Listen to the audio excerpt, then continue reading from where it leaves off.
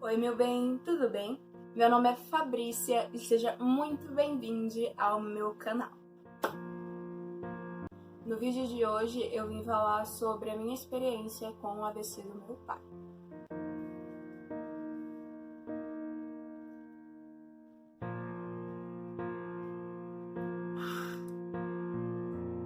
Dia 11 de janeiro desse ano, 2020, meu pai teve um AVC.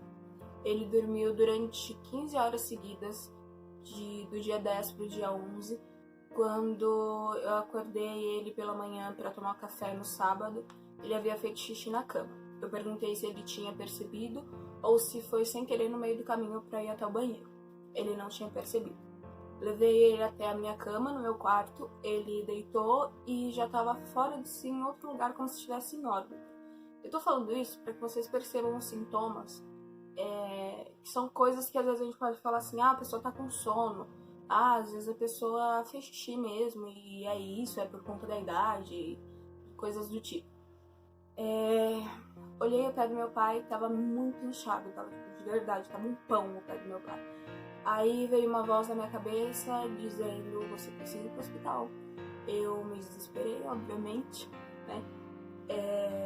Porque o meu pai me criou aos 44 anos. E ele me prepara para esses momentos desde os 11, 12, 13. E, querendo ou não, eu sempre soube que um dia esses momentos chegariam, né? De algum socorro no hospital, até mesmo um desencarne. E meu pai, a gente tem uma relação muito boa de conversar sobre todas as coisas. E a única coisa certeza que a gente tem é a coisa mais óbvia que ninguém quer falar, que é o desencarne, a morte, fale como você quiser. E corri com ele pro hospital, consegui levar ele no carro, não precisei chamar o SAMU, levei ele pro hospital. Chegou lá, diabetes 302, tomou 8 doses de insulina. Em 40 minutos da medicação fazer efeito, meu pai perdeu todos os movimentos do corpo e toda a lucidez. Eu falo lucidez, não falo consciência, porque meu pai esteve consciente o tempo todo.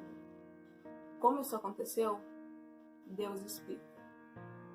Voltamos ao consultório, de imediato fui falar com a doutora, que meu pai estava perdendo todos os movimentos, a lucidez. Ela pediu a tomografia na hora e todos os exames. Em 1 hora, graças a Deus, estava feito tomografia, eletrocardiograma, todos os exames de sangue necessários, exame de urina, tudo. E, gente, não é hospital particular, é SUS, tá?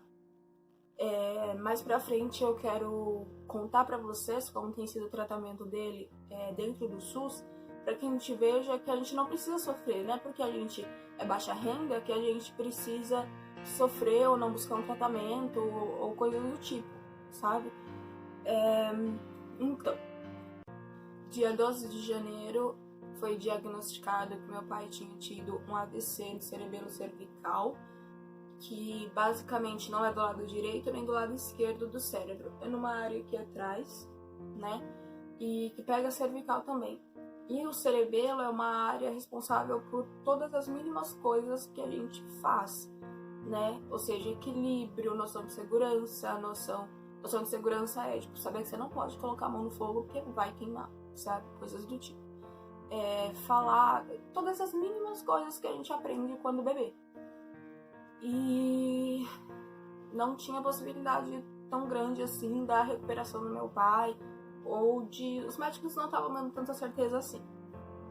No dia 13, o doutor que ia ficar responsável pelo meu pai me deu o diagnóstico de um paciente dado como terminal por conta de um AVC isquêmico no cerebelo cervical, um enfisema pulmonar por conta de 54 anos de cigarro, e a cirrose que a gente já vinha tratando por conta de 50 anos bebê. Meu pai tem 66 anos. Ele tinha parado de beber há 4 meses.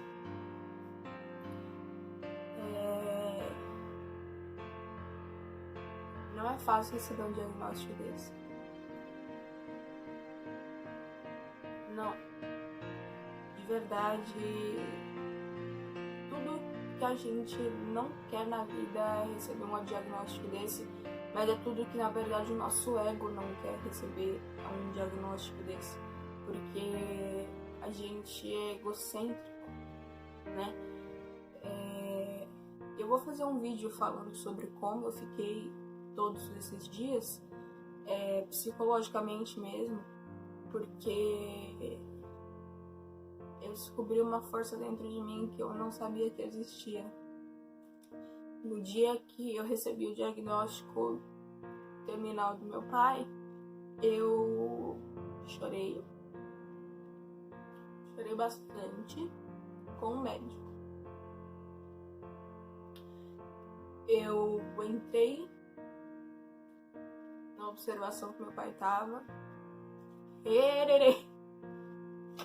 Entrei na observação que meu pai tava e ele tava dormindo. E eu falava: pai, essa é a palavra do homem. Essa não é a palavra de Deus. Eu não sei qual é a palavra de Deus, mas ele é quem vai dizer, a palavra dele vai ser a última. E essa é só a palavra do homem. A vontade de Deus vai ser feita, seja ela qual for. E seja ela qual for, é uma posição que eu acho que, eu acredito que nesses momentos a gente tem que ter. Então, no dia que eu recebi o diagnóstico do meu pai de paciente terminal, eu chorei no momento com o médico, chorei com o meu pai e fiz o que o médico disse, chamar a família. Quando eu saí do corredor, tinha chegado minha mãe, minha irmã, Leonardo e meu irmão mais velho, por parte de pai. Quando eu contei pra minha mãe, porque alguém precisava ficar no quarto com meu pai, porque várias coisas estavam acontecendo, ela teve um baque, mas ela ficou lá. Difícil. Quando eu saí do corredor e eu vi meu irmão,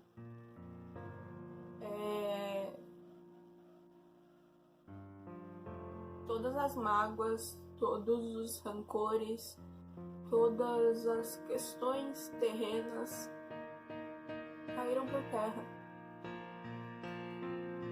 Era o meu irmão e eu só precisava de um abraço.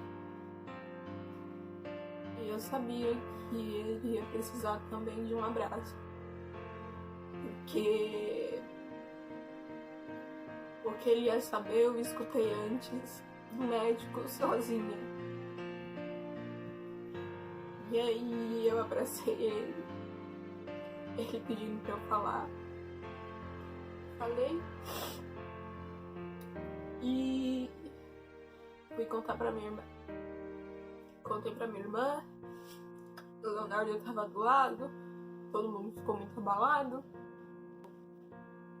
Porém, o médico, quando ele me deu o diagnóstico do meu pai, ele foi muito preciso. Ele me deu o diagnóstico da medicina completo e falou: olha, seu pai não tem chance de viver, ele está no estado terminal e o tratamento com ele aqui no hospital vai ser um tratamento paliativo. Nesse dia eu achei que tinha descoberto a palavra mais feia do vocabulário que eu teria até então. Depois eu descobri que não era, tá? Tratamento paliativo no estado que meu pai estava, basicamente, era dar remédios para que ele não sentisse dor e aguardar o momento. Porém, ele falou assim, isso é o diagnóstico médico. E ele é 50%. Os outros 50% é a reação do corpo do seu pai, a fé de vocês, o que vocês acreditam, e é isso. E o meu pai, desde o dia 11, assim, eu perguntava pro Leonardo o tempo todo se eu não tava ficando louca, se eu não tava me iludindo. Mas o meu pai, o tempo todo, ele não se entregava. O meu pai é a pessoa mais forte que eu já vi na minha vida. Sério, ele não se entregava. E assim, hoje em dia a gente percebeu uma coisa. Ele, durante o período que ele não estava lúcido, mas ele estava consciente, ele só lembrava de mim e só lembrava a minha voz. Então, quando o médico chegava e conversava com ele, ele não respondia. Mas quando eu chegava e falava com ele, ele respondia. Ele falava, bom dia, querida. Eu chegava e falava, bom dia, barrigudinho. Ele falava, bom dia, querida. E aquilo me enchia, sabe? E era totalmente contraditório, porque os médicos estavam falando e ver o meu pai, sabe? Eu fazia fisioterapia com meu pai desde o primeiro dia, sabe? Desde o dia 11. E eu falava, pai, vamos fazer assim com o pé. E ele fazia. Eu falava, agora vamos dobrar o joelho. E ele dobrava. E ele não tinha perdido força no corpo, sabe? Eu fazia os testes de força e ele mantinha a perna dobrada e segurando. Ele tinha menos força na parte de cima, mas que ótimo que ele estava mexendo a perna, sabe? E a gente foi voltando e mexendo a perna. Só que se o médico pedia para ele mexer a perna, ele não mexia, porque ele não reconhecia a voz do médico, ele não sabia quem eram aquelas pessoas. Mas quando ele fechava o olho, mais cansado, eu falava, pai, abre os olhos, pai. Eu falava, pai, abre os olhos. Ele abria os olhos devagarzinho e olhava pra mim, sabe? Então era totalmente contraditório o que os médicos estavam falando pra ver diante, assim, do corpo do meu pai, diante do que estava acontecendo. E nisso, quando o médico me falou isso, que 50% era medicina e 50% era o corpo, a nossa fé, eu não teve outra possibilidade na minha vida, sabe? Eu não desconsiderei em tempo nenhum os 50% da medicina. Até porque eu precisava me manter com os pés no chão. Eu precisava daqueles 50% de... Isso aqui também pode acontecer. Mas pra mim, eu coloquei como... O meu pai tem tudo pra ser um paciente desenganado que voltou, sabe? Tem tudo, porque ele não desanima. Eu faço as fisioterapias com ele, ele reage bem. Eu falo com ele, ele fala bem. No dia que foram colocar a sonda nele, ele comeu tudo que eu dei pra ele. Só que a fono chegava e ia dar comida pra ele, ele não comia. Porque ele não sabia quem era aquela pessoa, porque ele não reconhecia aquela voz, sabe? E ela não confiou pra ele não broncoaspirar, ela passou a sonda e foi o melhor procedimento que ela poderia ter feito, né? Então eu dei a notícia pra minha mãe, para os meus irmãos,